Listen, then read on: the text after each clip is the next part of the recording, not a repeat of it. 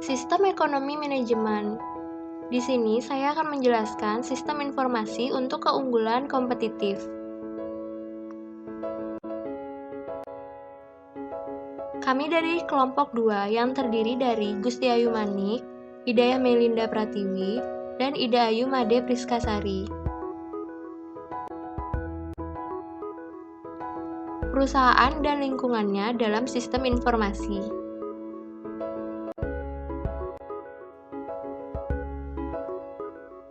Perusahaan adalah sistem fisik yang dikelola menggunakan sistem konseptual. Sistem fisik perusahaan merupakan sistem terbuka, di mana perusahaan berinteraksi dengan lingkungannya. Perusahaan mengambil sumber daya dari lingkungannya, mengubah sumber daya tersebut menjadi produk atau jasa, dan mengembalikan produk hasil olahan ke lingkungannya.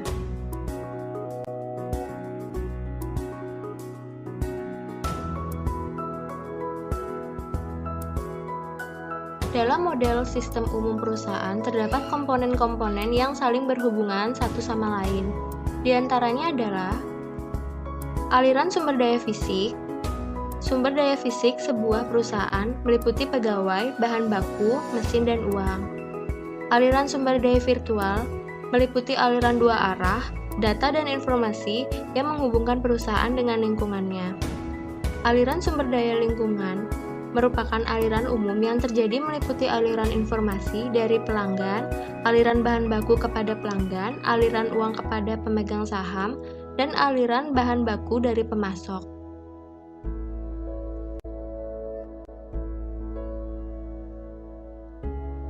Jenis-jenis elemen yang ada dalam lingkungan.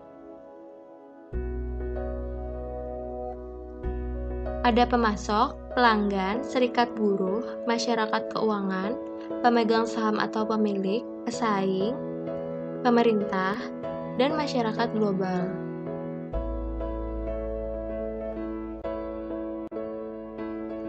Keunggulan kompetitif dalam sistem informasi.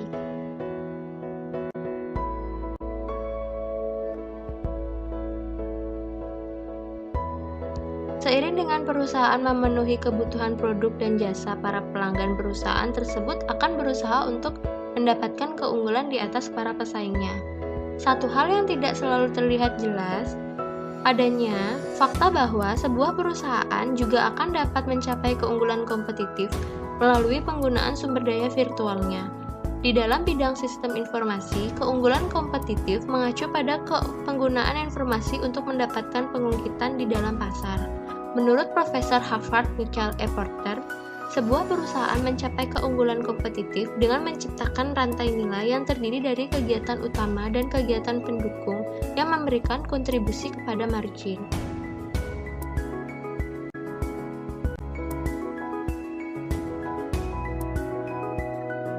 Sementara itu, margin adalah nilai produk dan jasa perusahaan dikurangi harga pokoknya, seperti yang diterima oleh pelanggan perusahaan. Perusahaan menciptakan nilai dengan melakukan kegiatan, yang Porter sebut aktivitas nilai. Kegiatan aktivitas nilai dibagi menjadi dua kegiatan, yaitu kegiatan nilai utama dan kegiatan nilai pendukung. Selanjutnya, dimensi-dimensi keunggulan kompetitif. Yang pertama, keunggulan strategis, yang kedua, keunggulan taktis, dan yang ketiga, keunggulan operasional.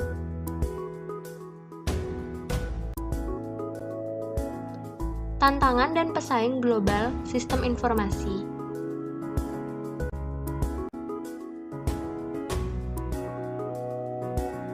Yang pertama, kebutuhan khusus untuk pemrosesan informasi di perusahaan multinasional. Yang kedua, kebutuhan khusus untuk koordinasi di perusahaan multinasional. Dan yang ketiga, keuntungan koordinasi. Manajemen informasi.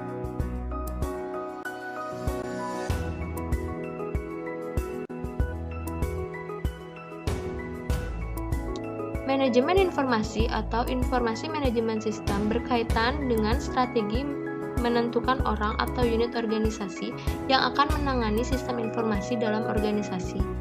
Tekanan strategi di sini tidak hanya pada siapa yang akan bertanggung jawab terhadap implementasi sistem informasi, tetapi Lebih jauh lagi pada bagaimana sistem yang telah dibangun dapat dipelihara dan dikembangkan di kemudian hari. Rencana strategis perusahaan adalah suatu rencana jangka panjang yang bersifat menyeluruh, memberikan rumusan kemana perusahaan akan diarahkan, dan bagaimana sumber daya dialokasikan untuk mencapai tujuan selama jangka waktu tertentu dalam berbagai kemungkinan keadaan lingkungan.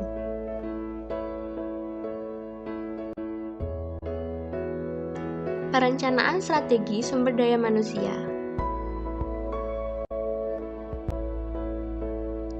Perusahaan-perusahaan pertama yang menggunakan komputer menempatkan tanggung jawab pengelolaan sumber daya informasi di tangan sebuah unit khusus yang terdiri atas para profesional informasi.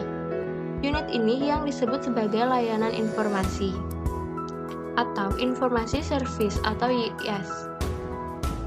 Chief Information Officer atau CEO atau Chief Technology Officer atau CTO adalah manajer dengan tingkat tertinggi di layanan informasi.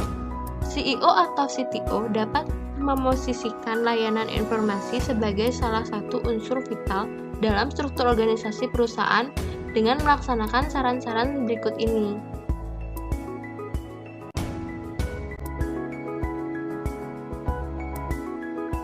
CEO atau CTO dapat memosisikan layanan informasi sebagai salah satu unsur vital dalam struktur organisasi perusahaan dengan melaksanakan saran-saran berikut ini. Ada 6 saran di sini. Meluangkan waktu dalam bisnis dan pelatihan bisnis, pelajari pula bisnisnya, bukan hanya teknologinya saja. Secara aktif, mencari kemitraan dengan unit-unit bisnis dan manajemen lini, jangan menunggu untuk diundang. Fokus pada perbaikan proses bisnis, menjelaskan biaya-biaya IS dalam istilah bisnis, membangun kredibilitas dengan memberikan jasa IS yang dapat diandalkan. Yang terakhir, terbuka untuk ide-ide yang berasal dari luar bidang IS.